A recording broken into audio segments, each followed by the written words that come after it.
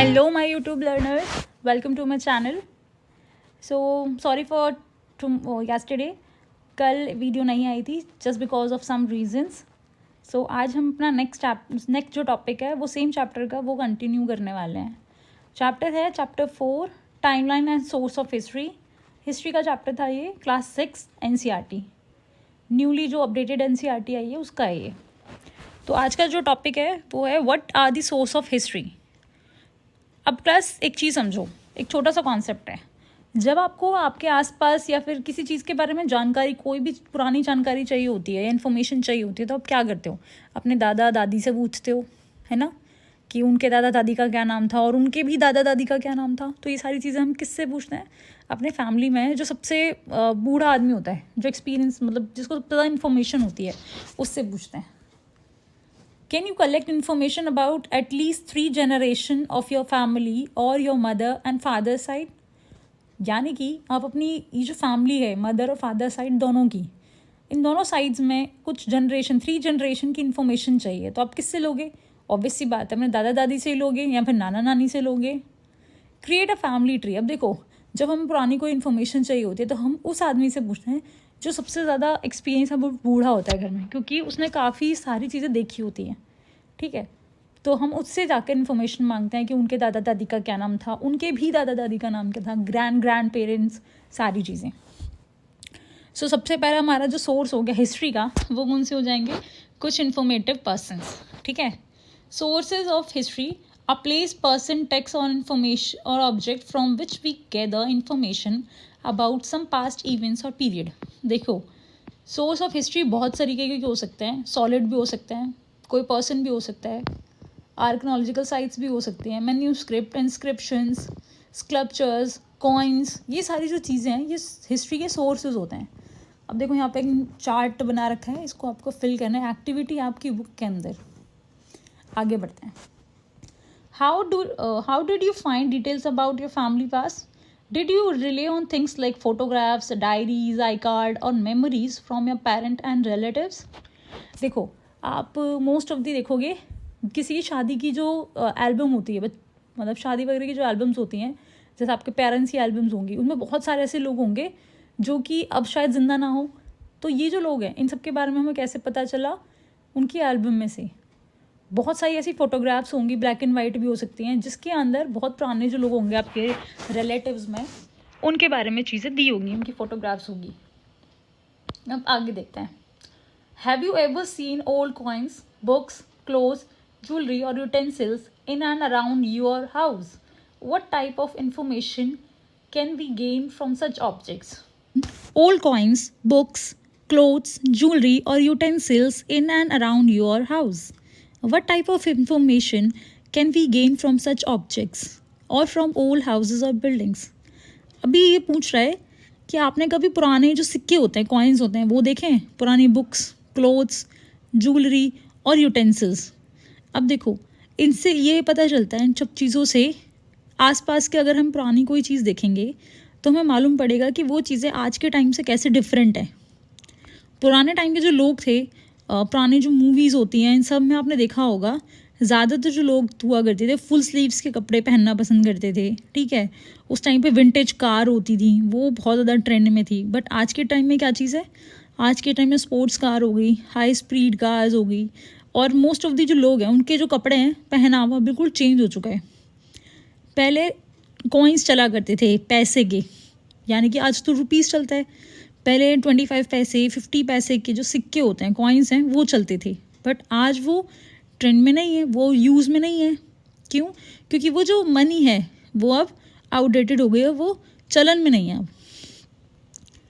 अब ये जो इन्फॉर्मेशन है, इससे हमें क्या पता चलता है? इससे पता चलता है कि कैसे कैसे टाइम जो है वो फ्यूचर के लिए आगे बढ़ता चला जा रहा है और पास्ट से बिल्कुल डिफरेंट है.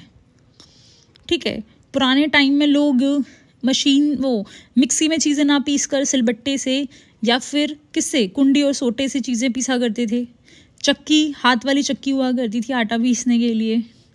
अब क्या है? अब तो भाई इलेक्ट्रिक चक्की आ चुकी है, वहाँ पर उसमें डालो, आज इवन मार्केट में, शॉप्स में रेडीमेड चीज़ें मिल जाती हैं सारी. एवरी ऑब्जेक्ट और structure tells a story and is like a piece in a jigsaw puzzle. देखो, कोई भी ऑब्जेक्ट का स्ट्रक्चर है हमें एक स्टोरी बताता है, और जो उसके पीसेस होते हैं वो एक जिक्सॉ पजल का काम करते हैं।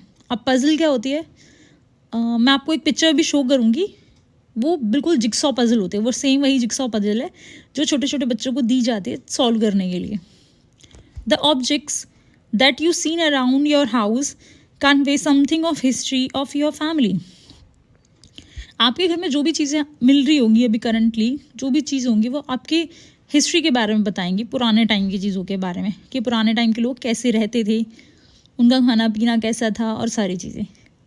सिमिलरली आप लोग एक चीज़ नोटिस की होगी, जो गांव के लोग होते हैं वो डबल बेड और सिंगल बेड वगैरह पे नहीं सोते, वो ज़्यादातर किस पे सोना पसंद करते हैं, खाट पर, क्योंकि वो उन्हें कंफर्टेबल लगती है।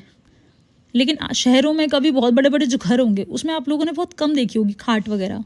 क्यों? क्योंकि वो नहीं है, उस टाइम पे ट्रेंड में नहीं थी। और आज के लोग लग्जरी मानते हैं डबल बेड पर होना, बड़े बड़े अच्छे अच्छे मैट्रेसेस होना, बट पुराने टाइम में लोग खाट पे सोया करते थे, वो भी रात को ऊपर छत पे खुले में। बट आज के टाइम में नहीं सोता कोई भी। तो ये सारी चीज़ें बिल्कुल डिफरेंट होती हैं पास्ट से।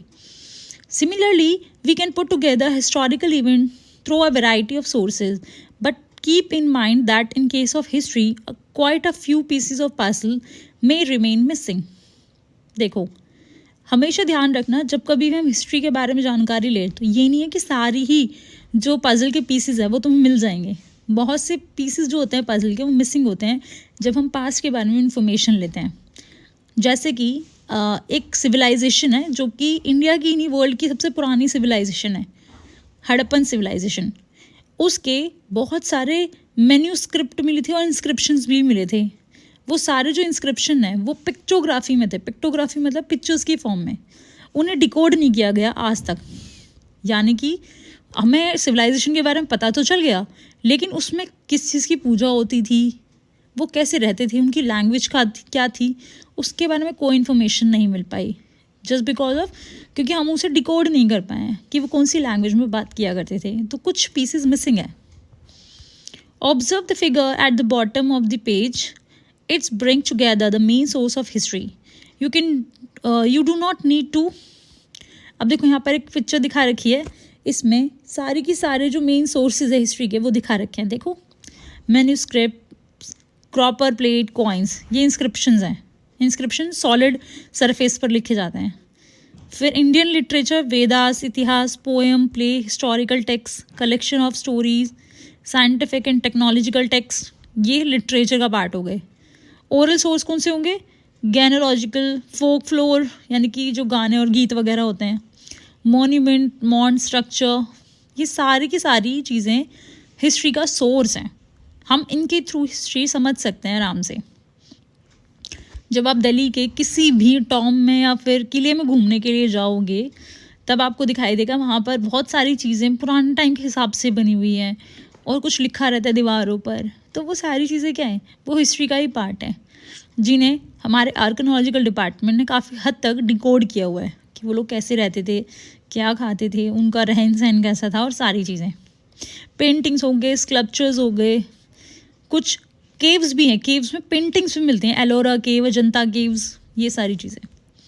अब देखते हैं। Remember them all now, we will use some of them as we go along. When historian study say a king or queen of 1500 years ago, an ancient monument of war or sometimes of trade, they take great care to gather information from us many sources as they can find and consult।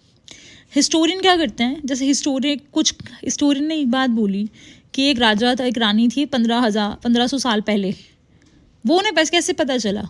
वो उनकी जो चीज़ें होती हैं, चाहे वो उनके किले हों, महल हो, एंशियंट मॉन्यूमेंट्स होते हैं, जैसे हुमायूंस टॉम्ब है, हुमायूंस टॉम्ब हुमायूं ने बनवाया था, ठीक है।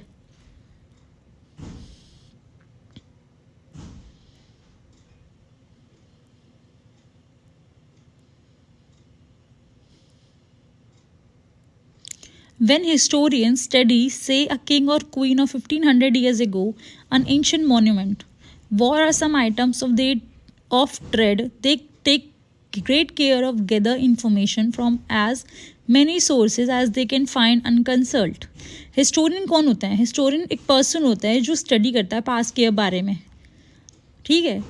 अब वो क्या करते हैं, जो भी एंशियंट मॉन्यूमेंट्स होते हैं उनसे वो इन्फॉर्मेशन कलेक्ट करते हैं जो बहुत ज़्यादा इंपॉर्टेंट है, ठीक है.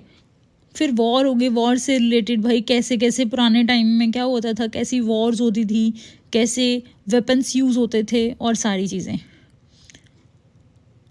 The source confirm each other at others time. Source में give contradicting information, jigsaw puzzle don't match, in which case they need to decide which source they can trust more. That is how they try to recreate the history of period they are studying. अब देखो, वो jigsaw puzzle जो होती है वो easily solve तो हो जाती है, लेकिन कुछ जो पीसेस होते हैं वो मिसमैच होते हैं, जो कॉन्ट्राडिक्टी यानी कि हमें कन्फ्यूजन क्रिएट कर सकते हैं. ऐसे हिस्टोरियंस जो होते हैं वो डिसाइड करते हैं हिस्ट्री की जो सोर्सेज हैं उनमें से कि कौन सा वैलिड है, कौन सा ट्रस्टवर्दी है. उसके बाद उसी के बेसिस पर वो लोग आगे बताते हैं कि हिस्ट्री कैसे हमारे मतलब पास्ट के बारे में बहुत रिलायबल तरीके से बता रही है. Who contribute to all these sources of history? Historians themselves, but also archaeologists, epigraphists. Epigraphists कौन होते हैं? Who study ancient inscription, यानी पत्थरों पे, स्टोन पर और कॉइन्स पर लिखी हुई चीज़ें होती है ना, उसको पढ़ने वाले एपिग्राफिस्ट कहलाते हैं. एंथ्रोपोलॉजिस्ट हमने पढ़ा था, जो ह्यूमन सोसाइटी और कल्चर के बारे में पढ़ते हैं. Expert in literature and language and some more. अब हमें पूरा जो हिस्ट्री है वो एक आदमी के थ्रू नहीं मिल रही है, हमें बहुत सारे जो लोग हैं उनका कंट्रीब्यूशन है हिस्ट्री के बारे में इंफॉर्मेशन देने में. जैसे आर्कियोलॉजिस्ट हो गया, एपिग्राफिस्ट हो गया, एंथ्रोपोलॉजिस्ट हो गया, और बहुत सारे एक्सपर्ट जो लिटरेचर लैंग्वेज कुछ समझने वाले हैं. In addition, in the last 50 years or so, scientific studies have been contributing more and more to the reconstruction of past. यानी कि पुराने टाइम से आज के टाइम में जितना भी बहुत सारी चीज़ें डेवलप हुई हैं वो हम साइंटिफिक स्टडी जो है वो बहुत मोन कॉन्ट्रीब्यूट कर रही है पास्ट के बारे में जानने के लिए हमें. For example, study of ancient climate, chemical studies of excavated material and study of genetics of ancient people have provided fresh insight which supplements the more usual resources. Genetics का मतलब देख लेते हैं. The branch of biology that studies how in plants and animal or human certain feature and characteristics get passed down from one generation to the next. Genetics का मतलब होता है जो आपके पेरेंट्स हैं उनसे आपको कौन सी एबिलिटी मिली है वो जनरेशन टू जनरेशन पास होती रहती है. यानी कि हाइट जो होता है वो मेनली 90% आपके जेनेटिक्स पर ही डिपेंड करती है कि आपकी हाइट कितनी होगी, ठीक है. आपके मम्मा या पापा में से जिसकी हाइट अच्छी होगी, मोस्ट ऑफ द बच्चों की हाइट उसी से मैच करती है. फेशियल जो एक्सप्रेशंस होते हैं वो भी मेनली जेनेटिक्स का पार्ट होता है, ठीक है. अब जेनेटिक्स जो होते हैं वो हमें सप्लाई करती है क्या चीज़, रिसोर्सेज, फ्रेश इंसाइट देती है. अब इसमें बताया गया है कि हिस्टोरियन जो क्या करते हैं, रीसेंट हिस्ट्री को पढ़ने के लिए इन सब रिसोर्सेज का यूज़ करते हैं, ठीक है. और जो आज की टेक्नोलॉजी है, साइंटिफिक टेक्नोलॉजी, वो इनको काफ़ी अच्छी तरीके से हमें इलेबोरेट करके या फिर हमें विजुअली दिखा सकती है कि कैसे ये सारी चीज़ें पास से रिलेट करती हैं. As one historian such study recent history.